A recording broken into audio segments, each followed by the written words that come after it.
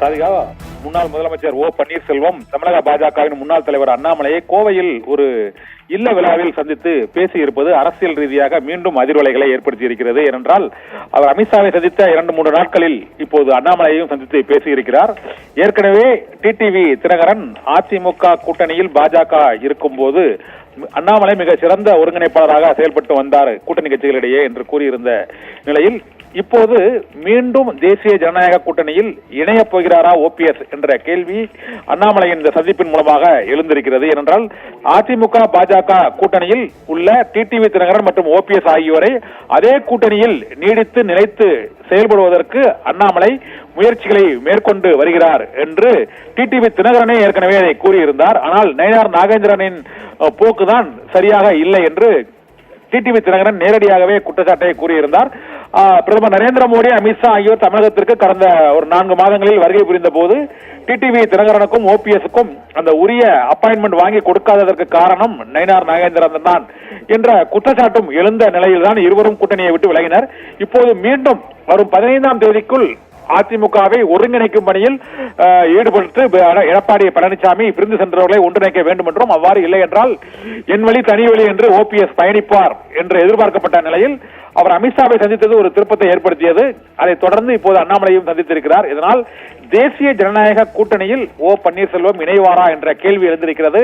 ஓ பன்னீர்செல்வத்திற்கு இப்போது இருக்கக்கூடிய வாய்ப்பு 3 வாய்ப்புகள் தான்.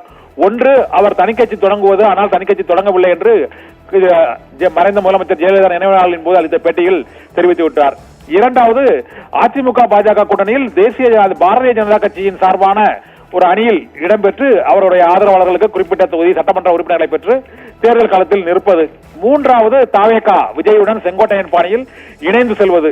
இப்போது தாவேகா தலைமையில் கூட்டணி வலிமையானால் அது அதிமுக பாஜக கூட்டணிக்கு மிகப்பெரும் சவாலாகிவிடும் என்பது முக்கியமாக இப்போது அனைத்து அரசியல் விமர்சகர்கள் மற்றும் பொதுமக்களிடையே பேசுபொருளாகிவிட்டது. என்றால் தாவேகாவில் நாஞ்சில் சம்பத், செங்கோட்டையன் என முன்னாள் முக்கிய கட்சி தலைவர்கள் இணைந்து வருவது அது அதிமுக பாஜக கூட்டணிக்கு தான் நெருக்கடி என்ற சிக்கல் உருவாகி உள்ள நிலையில் ஓ பன்னீர்செல்வம், டிடிவி தினகரனும் தாவேகாவுடன் இணைந்தால் அது மிகப்பெரிய சிக்கலை அதிமுக பாஜக கூட்டணிக்கு பல மாவட்டங்களில் ஏற்படுத்திவிடக்கூடும் என்று கருதப்படுகிறது. இதனால்தான் இந்த சூழ்நிலையைத்தான் அவர் அமித்ஷாவிடம் விளக்கி இருக்கிறார். அதன் தொடர்ச்சியாக தான் அண்ணாமலையை ஓபிஎஸ் சந்தித்திருக்கிறார். இதனால் ஓபிஎஸ் மீண்டும் தேசிய ஜனநாயக கூட்டணியில் இணைவதற்கான வாய்ப்பு, அதற்கான முயற்சி பிரகாசம் அடைந்திருக்கிறது என்றும் அடுத்த ஓரிரு வாரங்களில் தமிழகம் வரும் அமித்ஷா டிடிவி ஓபிஎஸ் தேசிய ஜனநாயக கூட்டணியில் இணைத்து ஒரு புதிய அறிவிப்பை வெளியிடுவார் என எதிர்பார்க்கப்படுகிறது. அவ்வாறு இல்லாத பட்சத்தில் ஓபிஎஸ் இறுதி முயற்சி தோல்வியடையும் பட்சத்தில் அவர் தாவேகாவுடன் இணைவதற்கான வாய்ப்பு இப்போது பிரகாசம் அடைந்திருக்கிறது. இந்த சூழ்நிலையில் அண்ணாமலையோடான சந்திப்பு ஓபிஎஸ் அடுத்த கட்ட முயற்சிக்கு ஒரு முக்கியமான ஒரு ஆலோசனை அந்த கோவையில் நடைபெற்ற அந்த அதிமுக முன்னாள் பிரமுகர் மோகன்ராஜின் இல்ல விழாவில் அந்த அரசியல் பேசியது உறுதியாகி இருக்கிறது என கருதப்படுகிறது. இதனால் இன்னும் ஓரிரு வாரங்களில் டிடிவி தினகரன் மற்றும் ஓபிஎஸ் ஆகியோரின் நிலைப்பாடு என்ன? அவர்கள் தாவேகாவில் இணைகிறார்களா அல்லது தேசிய ஜனநாயக கூட்டணியிலே மீண்டும் நீடிக்கப் போகிறார்களா என்ற கேள்விக்கு அமித்ஷாவின் தமிழக வருகையின் போது முடிவு தரும். அதற்கான இறுதிக்கட்ட பேச்சுவார்த்தையாகத்தான் அண்ணாமலை நேற்று கோவையில் ஓபிஎஸ் உடன் அந்த இல்ல மனவிழாவில் ஆலோசனை நடத்தியதாகவும் கூறப்படுகிறது. ராதிகா.